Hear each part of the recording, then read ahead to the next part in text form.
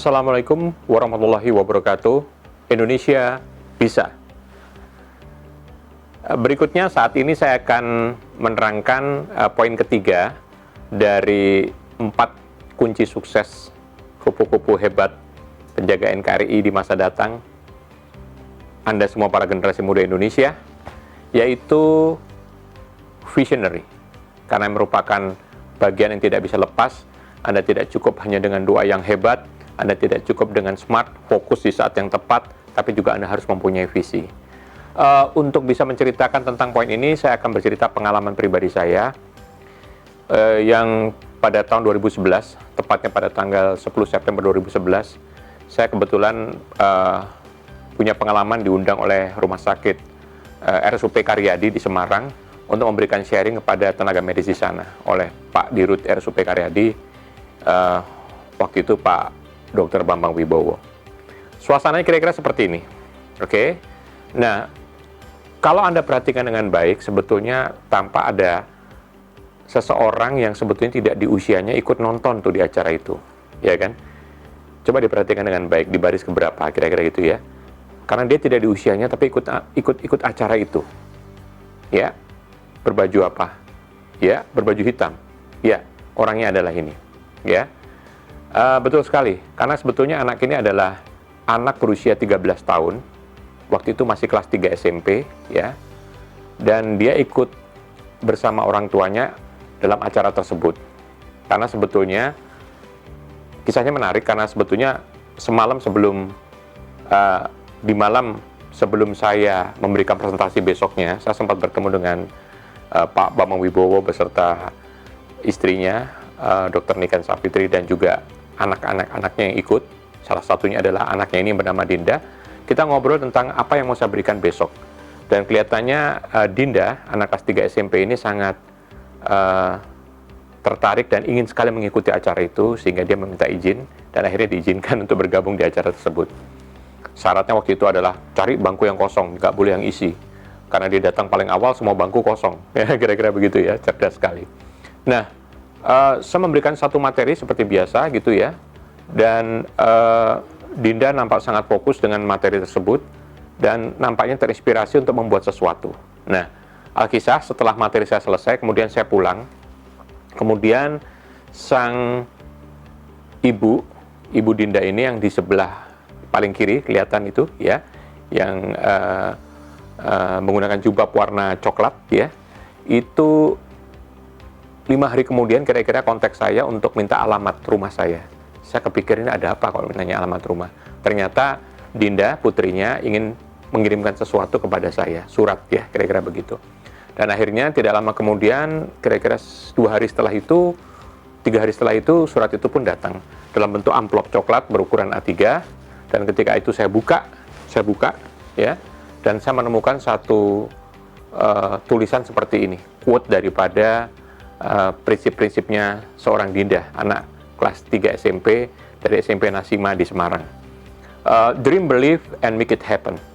Quote of my life: the word impossible is not in the leaders' dictionaries. No matter how big the challenges, strong faith, determination, and resolve will overcome them.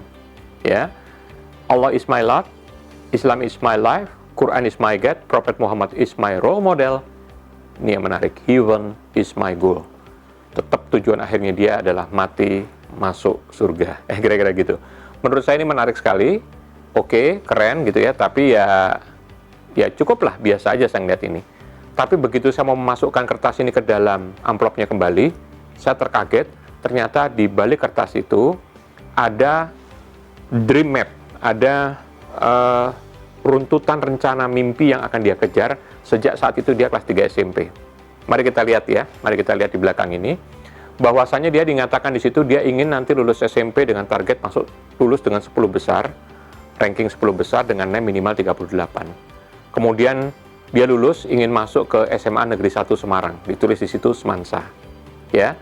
Kemudian di situ dia bertarget punya prestasi, dan berikutnya di sebelah kanannya akan terlihat dia ingin masuk, di situ ada tulisan kecil Fakultas Kedokteran sebetulnya ya, Medical Faculty, untuk di salah satu di unit 3 universitas ini, UI, UGM atau Undip.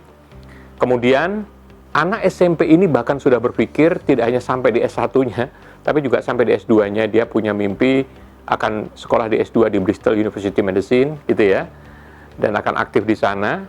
Kemudian anak SMP ini juga bahkan sudah berpikir di mana dia besok bekerja. Dia merencanakan akan kerja di luar Semarang, di rumah sakit pemerintah, ya, di kota besar, gitu ya.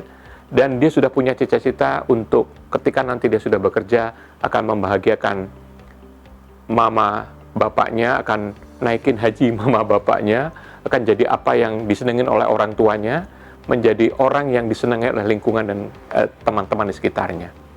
Anak SMP ini bahkan sudah merencanakan siapa calon suaminya. Ya, dia menetapkan kriteria calon suaminya yang harus soleh, yang harus baik, ya, yang harus perhatian, yang harus care, yang harus ganteng, gue banget. Anak SMP ini bahkan sudah merencanakan berapa anak yang akan dimiliki dan apa gendernya. 2 anak, 1 laki-laki, 1 perempuan. Luar biasa.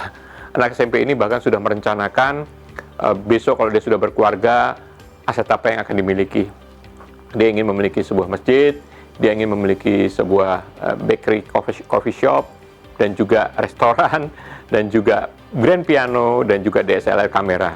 Anak SMP ini bahkan sudah merencanakan kemana saja akan pergi ketika nanti dia sudah punya keluarga dan anak-anak, ya.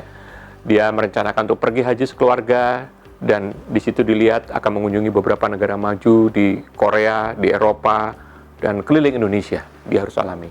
Anak SMP ini sudah merencanakan suatu saat saya nanti besok mati, saya akan masuk surga. Mimpi yang sangat lengkap. Saya tertegun membaca dream map ini, dan saya sangat surprise karena ketika dia mendapatkan sedikit materi saja, dia sudah bisa menerjemahkan itu dalam rencana hidupnya ketika dia nanti harus berjalan ke depan seperti apa. Nah, yang menarik adalah masih terjadi komunikasi antara saya dengan Dinda. Saya selalu mengkontak dan penasaran gitu ya, apakah benar mimpi itu terjadi. Contohnya ketika dia lulus, saya juga menanyakan kepada dia ranking berapa. Ternyata dia masuk dalam 10 besar. Kemudian saya tanya name-nya, ternyata kriteria itu dipenuhi. Kemudian tidak lama kemudian, ya mungkin beda 2-3 bulan kemudian, saya telepon kembali, saya berkomunikasi, saya tanya, Dinda sekarang di mana sekolahnya? Dan dia menjawab di SMA Negeri 1 Semarang. Cocok sekali, masih sesuai dengan mimpinya. Lama saya tidak berjumpa dengan dia, mungkin sekitar 3 tahun lebih, ya 3 tahun setengah. Kemudian saya mulai komunikasi lagi dan bertanya lagi, dan Dinda kamu sekarang di mana? Dan dia menceritakan, Om saya di Undip kuliahnya. Saya tanya di fakultas apa? Di fakultas kedokteran.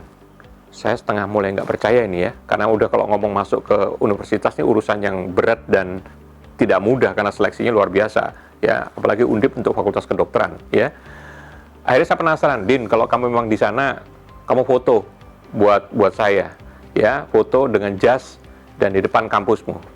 Dan tidak lama kemudian dia mengirimkan foto ini kepada saya. The dream come true, ya, mimpi itu menjadi nyata, ya. Dalam selanjutnya kegiatan-kegiatannya di-sharekan juga kepada saya bagaimana dia melakukan kegiatan di kampusnya, praktikum dan segala macam. Dan anak ini sekarang sudah selesai bahkan dengan koasnya, ya. Ini adalah kegiatan ketika dia koas, dan kemudian dia sudah persiapan untuk menjalani sebagai tes dokter, ya, kelulusan dokter penuh, kira-kira begitu. Saya cuma menceritakan betapa seorang Dinda mengikuti alur hidupnya dengan sangat-sangat akurat. Karena itulah yang membedakan Dinda dengan yang lain, karena dia mempunyai visi. Apa itu visi?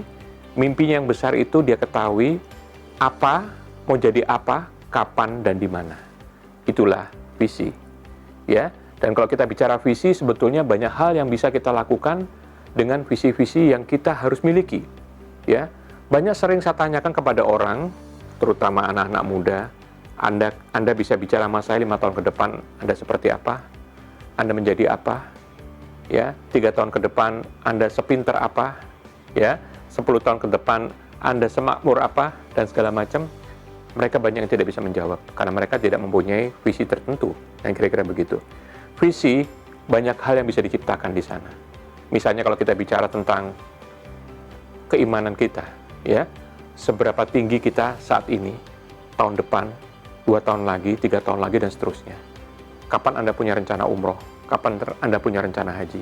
Ya, dalam sisi kesehatan juga kita bisa merencanakan hidup kita. Ambil tes darah kita hari ini, kita ngelihat semua rasio-rasio darah kita, dan kita baru harus ukur setelah itu seberapa sehat kita sebulan depan, 3 bulan depan, dan seterusnya. Dari sisi karir, kita juga harus menata rencana karir kita. 5 tahun lagi sebagai apa, 10 tahun lagi sebagai apa.